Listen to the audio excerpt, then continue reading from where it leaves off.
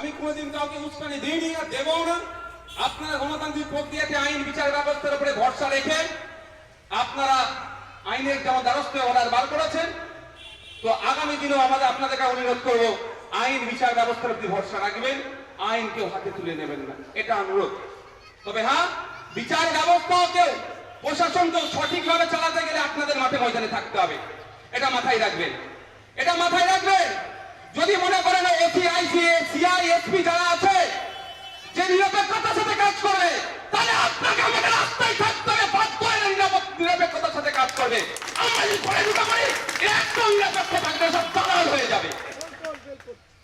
আপনাকে আমাকে রাস্তায় থাকতে হবে, অধিকার বুঝে নিতে হবে। রাস্তায় দাঁড়িয়ে অনেক হয়েছে, আর ওটা নেওয়া যাবে না। আমি আমাদের বুক পেতে আদিবাসী সমাজে ওই ধর্মস্থানের পতাকা যারা কেটে দিয়েছিল, হেনে দিয়েছিল, তার উপর দাঁড়িয়ে পতাকা লাগাতে সহযোগিতা করেছি। আমি দাঁড়িয়ে আমার বুক পেতে কবরস্থানের পবিত্রতাকে আমি মানে হচ্ছে আমি থাকতে পারবো না, আমি আসতে কোনো মতে আমি মেনে নেবো না। অবাক হয়ে যাচ্ছি শুনে, আমি তো কয়েকদিন আগে তো শুনলাম, আমি শুনে অবাক হয়ে যাচ্ছি মানে।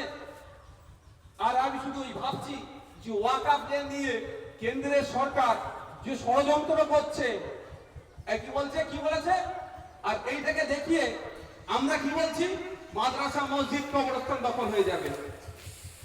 আমি কদিন আগে একটা বক্তব্য দিয়েছি, কেন্দ্র সরকার তো বলছে মাদ্রাসা মসজিদ দখল হয়ে যাবে বলে করছে, ঠিক কথা, একদম সত্য কথা। কিন্তু পশ্চিম বাংলায় বেদখল আছে কি দখল আছে কার জানেন?